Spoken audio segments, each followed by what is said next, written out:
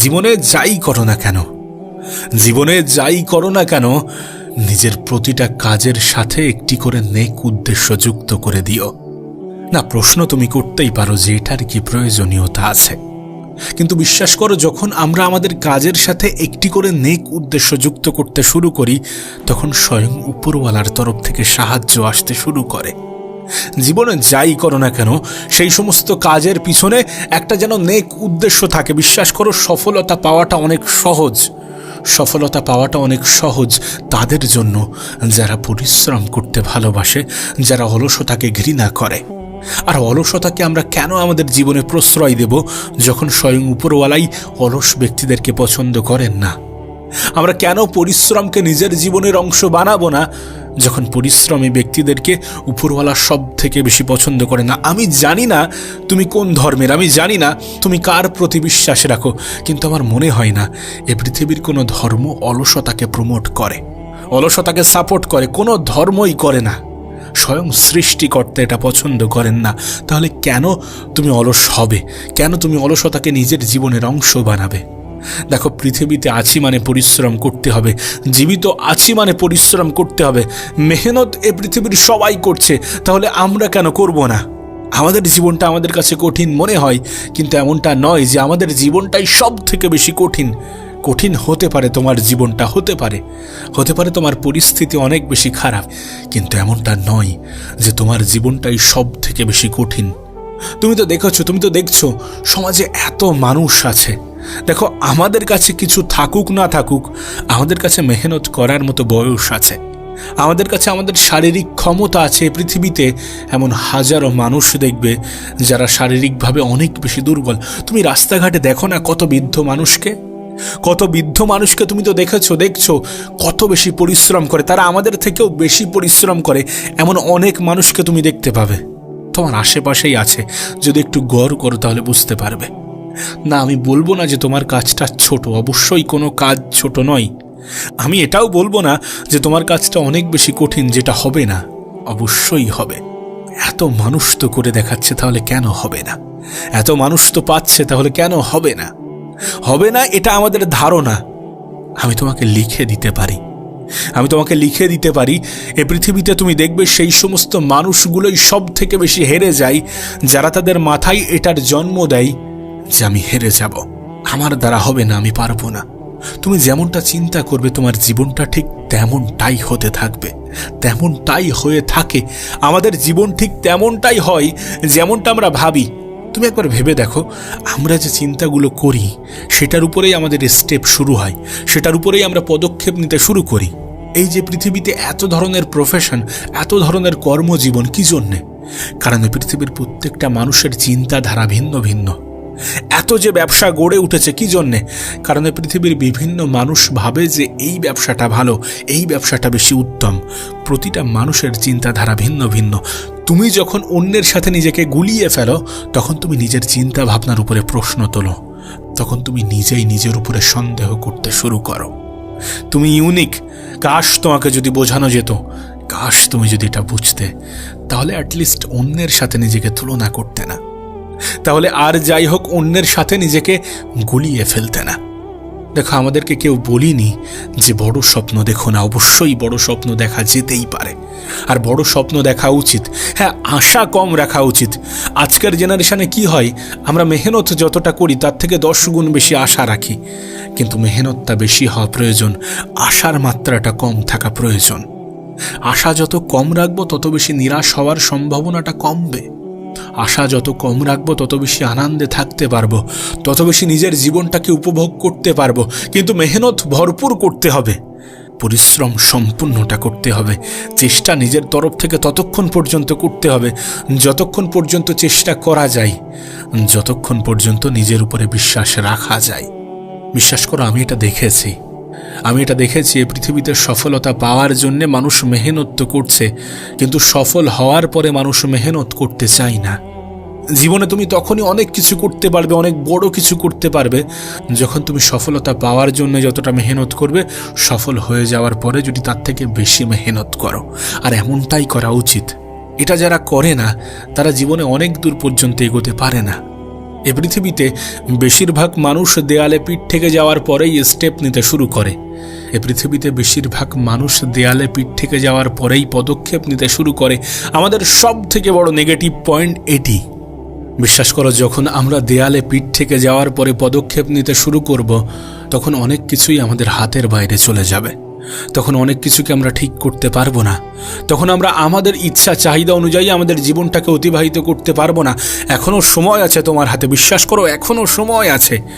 সময় থাকতে নিজের জীবনে পরিবর্তন আনতে শুরু করো। পরিস্থিতির উপরে সমস্ত কিছু ছেড়ে দিও না। সময়কে এত বেশি অবহেলা করো না, কারণ সময় এ পৃথিবীর সব থেকে মূল্যবান জিনিস। এ পৃথিবীতে এই যে ধনী গরিবের ব্যবধান, এই যে সফলতা এবং বিফলতার ব্যবধান, এই ব্যবধানগুলো শুধুমাত্র সময়ই কিন্তু সৃষ্টি করে। সময় কত বড় উপহার আমাদের জন্যে, কাশ তোমাকে যদি বোঝাতে পারতাম। সময় কত বড় হাতিয়ার আমাদের জন্যে, কাশ তোমাকে যদি বোঝাতে পারতাম। আর যদি তুমি সেটা বুঝে যাও, তাহলে তুমি এই সময়কে কখনোই অপচয় করবে না। এ পৃথিবীতে যা কিছু হচ্ছে সময়ের সঠিক ব্যবহারের কারণেই হচ্ছে। যদি এ পৃথিবীর সব থেকে মূল্যবান জিনিস কিছু থেকে থাকে, তাহলে সেটা অবশ্যই সময়। জানো আমাদেরকে কি বোঝানো হয়? আমাদেরকে বোঝানো হয় যে যদি আমরা এখন এনজয় না করি, তাহলে একটা সময় পরে আমাদের আফসোস হবে যে কাশ সেই সময়টা যদি এনজয় করতাম। আমি জানি না এটা কাদের জন্য প্রযোজ্য। হ্যাঁ, এটা হতে পারে যারা অনেক ধনী তাদের জন্য প্রযোজ্য, কিন্তু আমাদের জন্য নয়। আমাদের জীবনে অনেক ঘাটতি আছে। আমাদের জীবনে এখনও অনেক কিছু করার বাকি আছে। নিজের স্বপ্ন পূরণ করার বাকি আছে, নিজের পরিবারের মুখে হাসি ফোটানোর বাকি আছে, নিজের বাবা মায়ের জন্য অনেক কিছু করার বাকি আছে, নিজের পরিবার, নিজের আপন মানুষগুলোর জন্য অনেক কিছু করার বাকি আছে। যারা তোমার শুভ আকাঙ্ক্ষী, তাদের জন্য তো অনেক কিছু করার বাকি আছে। তাহলে কেন এই চিন্তা ভাবনাগুলো মাথায় আসবে? আমি জানি না কখনো এমন কিছুর জন্য আফসোস হবে কিনা যে কাশ যদি সেই সময়টা এনজয় করতাম, কিন্তু এটার জন্য ঠিকই আফসোস হবে যে কাশ যদি সেই সময়টাকে কাজে লাগাতাম, কাশ যদি সেই সময়টাকে ব্যবহার করতাম।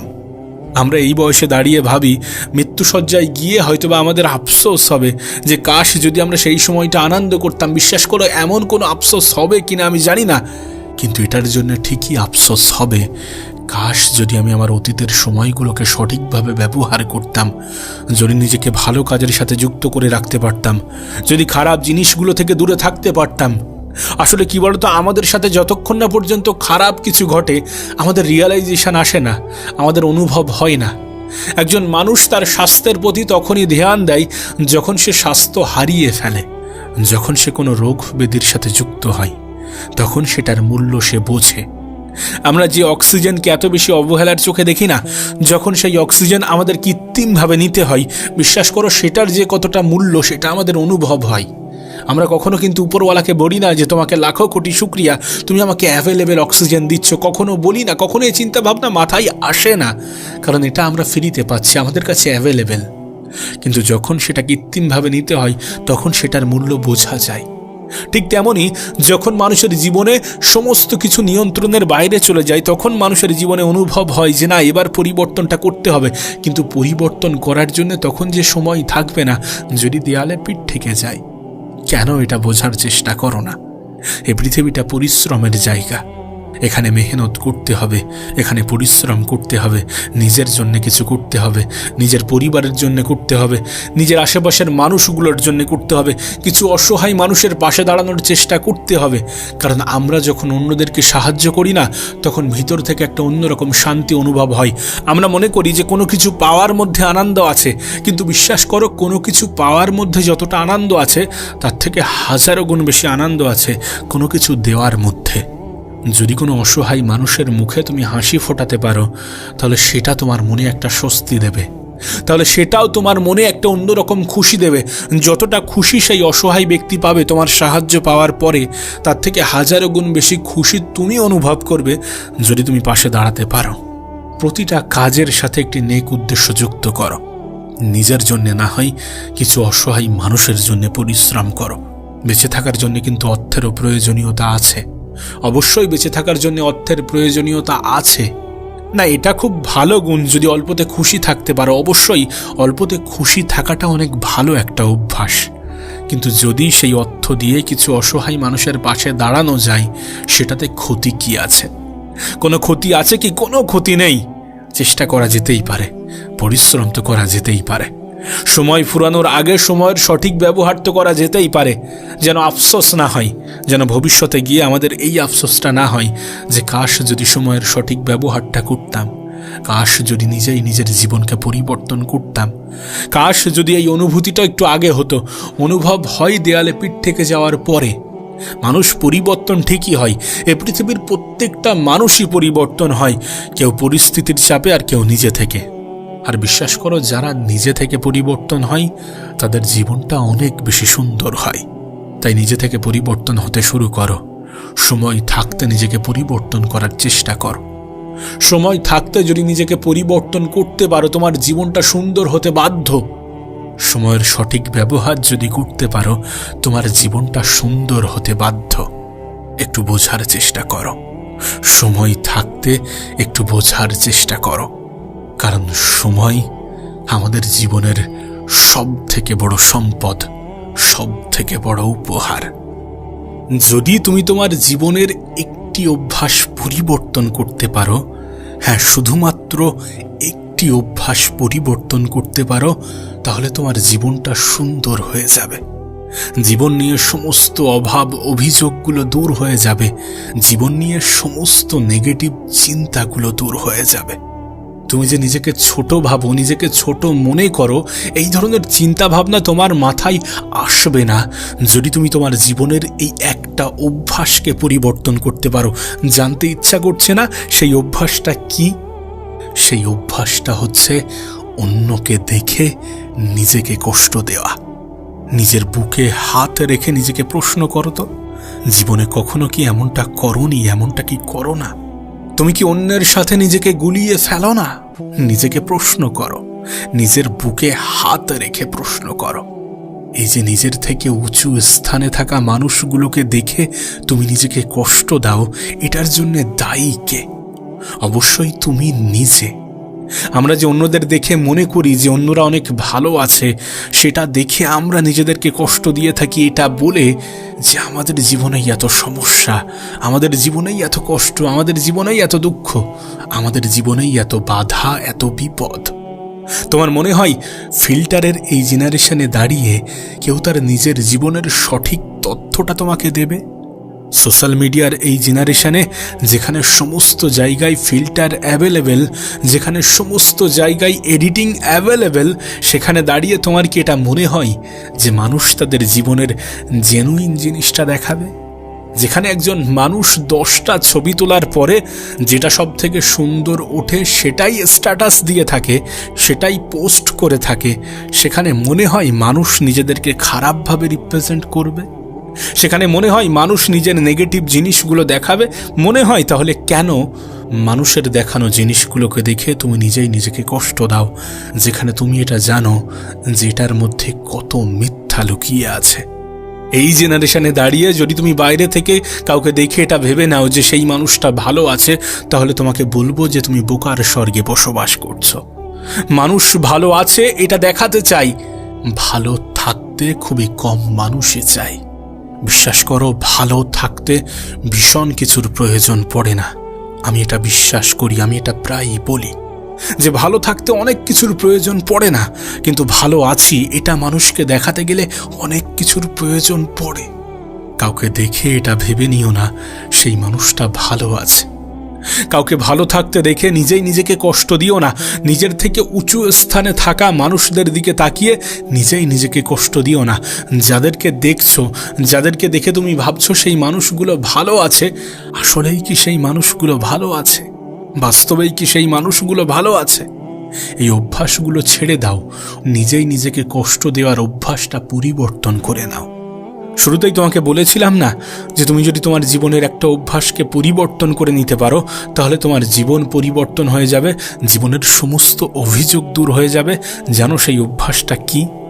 যদি তুমি দেখো তাদের দিকে যারা তোমার থেকেও খারাপ পর্যায়ে আছে, যদি তুমি দেখো তাদের দিকে যারা বেঁচে থাকার জন্য লড়াই করছে, তাহলে তোমার জীবন নিয়ে যে সমস্ত অভিযোগগুলো আছে সেগুলো মিথ্যা বলে মনে হবে।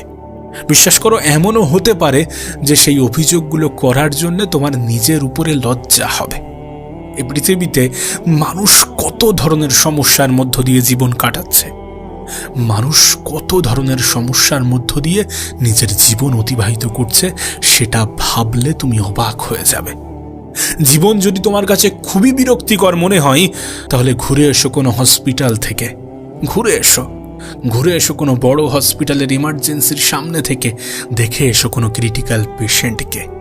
জীবনের বেশিরভাগ অভিযোগগুলো দূর হয়ে যাবে। যারা নিজের মৃত্যু কামনা করে, আমার মনে হয় তাদের খুব ভালো একটা শিক্ষার জায়গা হচ্ছে হসপিটাল। কারণ হসপিটালে গেলে তুমি দেখতে পাবে মানুষের বেঁচে থাকার লড়াইটা কত কঠিন। এই যে তুমি নিজের মৃত্যু কামনা করো, তুমি যখন হসপিটালে যাবে দেখবে মানুষ বেঁচে থাকার জন্য কত কঠিন লড়াই লড়ছে। তুমি যে কতটা স্বাধীন জীবন কাটাচ্ছ, এটা তুমি নিজেও জানো না। এটা তুমি কখন উপলব্ধি করবে জানো? এটা তুমি তখনই উপলব্ধি করবে যখন তুমি কোনো কারাগার, তুমি কোনো জেলখানা থেকে ঘুরে আসবে। একজন মানুষের জীবনের স্বাধীনতা কতটা প্রয়োজনীয় সেটা তুমি তখনই বুঝতে পারবে যখন কোনো কারাগার, যখন কোনো জেলখানা থেকে ঘুরে আসবে। এই যে হসপিটাল, এই যে জেলখানা, এই যে কবরস্থান, এগুলো আমাদেরকে শেখায়, অনেক কিছু শেখায়। জীবনের সব থেকে গুরুত্বপূর্ণ পাঠটা শিখিয়ে দিয়ে যায়। আবারও বলছি, তাদের সাথে নিজেকে গুলিয়ে ফেলো না যারা দেখায় যে আমি ভালো আছি। এ পৃথিবীতে কেন জানি না মনে হয় আজ এটা একটা প্রতিযোগিতা হয়ে দাঁড়িয়েছে যে মানুষকে দেখাতে হবে আমি ভালো আছি, মানুষকে দেখাতে হবে আমি সুখে আছি, আমার জীবনটা সুন্দরভাবে কাটছে। ভালো আছি এটা দেখানো আর ভালো আছি এটা উপলব্ধি করার মধ্যে পার্থক্য আছে। প্রকৃত অর্থে যাদেরকে আমরা দেখি যে মানুষটা কত ভালো আছে, মানুষটা কত সুখে আছে, মানুষটা কত সুন্দর জীবন কাটাচ্ছে, হতে পারে তার জীবনের সমস্যাটা তোমার জীবনের সমস্যার থেকে অনেক বেশি বড়। কারোর হাসিটা খুব সুন্দর তার মানে এমনটা নয় যে সেই হাসির মধ্যে কোনো দুঃখ লুকিয়ে নেই। প্রতিটা মানুষ নিজের জীবনের সাথে লড়াই করছে, প্রতিটা মানুষের লড়াইটা ভিন্ন ভিন্ন। অন্যদের সাথে তুলনা করছো ঠিক আছে, কিন্তু কাদের সাথে তুলনা করছো? যারা ভালো আছে এটা দেখাচ্ছে তাদের সাথে। তোমাকে তুলনা করতে বারণ করা হচ্ছে না। তুলনা করো তাদের সাথে, তোমার আশেপাশে যারা অসহায়ভাবে দিন কাটাচ্ছে, যারা অসহায়ভাবে জীবন কাটাচ্ছে। আবারও বলছি, সোশ্যাল মিডিয়ার এই জেনারেশনে, ফিল্টারের এই জেনারেশনে অন্যদের সাথে নিজেকে তুলনা করে নিজেকে কষ্ট দিও না। এটা অনুভব করো যে তুমি ভালো আছো, আর নিঃসন্দেহে তুমি ভালো আছো। যেটাকে তুমি অনুভব করতে চাও না, যেটাকে তুমি বুঝতে চাও না, যেটাকে তুমি মানতে চাও না। কোনো মানুষ নিজের কঠিন সময়ে যদি এটা ভাবে যে আমার জীবনটা এর থেকেও কঠিন হতে পারত, কোনো মানুষ তার খারাপ সময়ে যদি এটা ভাবে যে আমার সাথে এর থেকেও খারাপ কিছু ঘটতে পারত, তখন সেই মানুষটার সেই চিন্তা ভাবনা তাকে কতটা মানসিক শান্তি দেয়, কাশ তোমাকে যদি বোঝাতে পারতাম। আর এমনটা নয় যে এটা শুধুমাত্র একটি সান্ত্বনা বাক্য, এটা বাস্তব, এটা সত্য। তোমার সাথে যদি সত্যি কিছু খারাপ ঘটে থাকে, এমনটা তো নয় যে এর থেকেও খারাপ কিছু ঘটতে পারত না, অবশ্যই ঘটতে পারত। প্রত্যেকটা মানুষের এটা মনে রাখা উচিত যে কোনো মানুষের জীবনে খারাপ সময়ও আসতে পারে, আবার ভালো সময়ও আসতে পারে। কিন্তু সময় যেমনই হোক, সেটা পরিবর্তন হওয়ার ক্ষমতা রাখে। আর যখন তুমি এটা নিশ্চিত যে তোমার খারাপ সময়টা পরিবর্তন হয়ে যাবে একটা নির্দিষ্ট সময় পরে, তখন তুমি কেন এত বেশি টেনশন করবে, এত বেশি মন খারাপ করবে, এত বেশি হতাশ হবে? যখন তুমি জানো যে জীবনের যে কোনো মুহূর্ত, যে কোনো পরিস্থিতি যখন তখন পরিবর্তন হয়ে যেতে পারে। একজন মানুষের জীবন কি যখন তখন পরিবর্তন হতে পারে না? অবশ্যই পারে। একটা ছোট্ট অ্যাক্সিডেন্ট, একটা সামান্য ইনসিডেন্ট একজন মানুষের জীবনে কতটা প্রভাব ফেলতে পারে, কাশ তোমাকে যদি বোঝাতে পারতাম। জীবন নিয়ে এত বেশি দুশ্চিন্তা করো না, এত বেশি ভেবো না, এত বেশি মন খারাপ করো না, এত বেশি নিজেকে কষ্ট দিও না। যেটা হবে দেখা যাবে, আর যেটা হবে সেটা নিঃসন্দেহে তোমার ভালোর জন্যে হবে। হয়তোবা আজ তোমার কাছে খারাপ মনে হচ্ছে, কিন্তু এমন ধারণার পরিবর্তন হতে কতক্ষণ? যখন বাস্তবতা তোমার সামনে উঠে আসবে, তখন তোমার অনেক খারাপ জিনিস তোমার কাছে ভালো মনে হতে শুরু করবে। আমার জীবনে এমনও কিছু ঘটনা ঘটেছে যেগুলোর জন্য আমি উপরওয়ালাকে অভিযুক্ত করতাম, আমি উপরওয়ালাকে দোষারোপ করতাম। কিন্তু আজ সেই সমস্ত ঘটনার জন্য নিজের উপরে লজ্জা হয়। বিশ্বাস করো, নিজের উপরে লজ্জা হয়। কারণ আজ এটা মনে হয় যে আমার জীবনে যা যা ঘটেছিল, যত কিছু ঘটেছিল, সেগুলো আমার ভালোর জন্যে ঘটেছিল। যদি কোনো জিনিস তোমার জীবন থেকে হারিয়ে যায়, যদি কোনো জিনিস আমাদের জীবন থেকে হারিয়ে যায়, সেটার পিছনেও কোনো না কোনো কারণ আছে, সেটার পিছনেও কোনো না কোনো যুক্তি আছে। তাই এত বেশি মন খারাপ করা যাবে না, এত বেশি দুশ্চিন্তা করা যাবে না, এত বেশি হতাশ হওয়া যাবে না। যিনি এ পৃথিবীকে পরিচালনা করছেন তিনিই আমাদের জীবনকে পরিচালনা করছেন, আর তিনি জানেন আমাদের জন্য কোনটা উত্তম। যিনি আমাদেরকে পৃথিবীতে পাঠিয়েছেন তিনি আমাদের থেকেও বেশি দায়িত্ববান আমাদেরকে নিয়ে। তাহলে কিসের জন্য টেনশন করবে, কিসের জন্য মন খারাপ করবে, কিসের জন্য হতাশ হবে? যখন জীবনের বাস্তবতাগুলো তোমার কাছে সম্পূর্ণ স্পষ্ট, তোমার কাছে অনুরোধ করব যারা দেখাতে চাই যে আমি ভালো আছি, তাদের সেই দেখানোকে বিশ্বাস করো না। তাদের প্রতি বিশ্বাস করে নিজেই নিজেকে কষ্ট দিও না। কেন এটা বোঝার চেষ্টা করো না যে এটা ফিল্টারের যুগ, এটা এডিটিংয়ের যুগ। এখানে প্রত্যেকটা মানুষ নিজেকে, নিজের জীবনকে সুন্দরভাবে রিপ্রেজেন্ট করতে চায়। এখানে মানুষ নিজেকে খুশিতে রাখার পরিবর্তে অন্যদেরকে ইমপ্রেস করতে চায়। প্রতিযোগিতার এ পৃথিবীতে এক নতুন প্রতিযোগিতা যে ভালো আছি এটা দেখাতে হবে। মিথ্যার প্রতি বিশ্বাস রেখো না। আজকের জেনারেশনে দাঁড়িয়ে সমস্ত কিছু অন্ধের মতো বিশ্বাস করে নিও না। এ অভ্যাস পরিবর্তন করে ফেলো। যারা তোমার থেকে ভালো পর্যায়ে আছে তাদের সাথে নয়, বরং যারা তোমার থেকে খারাপ পর্যায়ে আছে তাদের সাথে তুলনা করো। বিশ্বাস করো, জীবন নিয়ে সমস্ত অভিযোগ দূর হয়ে যাবে। উপরওয়ালাকে যে অভিযোগ করার অভ্যাস সেটা পরিবর্তন হয়ে যাবে। না চাইতেই উপরওয়ালার শুকরিয়া জানাতে বাধ্য হবে যখন তুমি অসহায় মানুষগুলোর দিকে করুণ দৃষ্টিতে তাকাবে। সোশ্যাল মিডিয়াতে এমন জিনিসও পাবলিক হচ্ছে, সেগুলোকে দেখো এবং সেই সকল স্থানে নিজেকে বসিয়ে একটু কল্পনা করো। নিঃসন্দেহে জীবনের সমস্ত অভিযোগগুলো দূর হয়ে যাবে।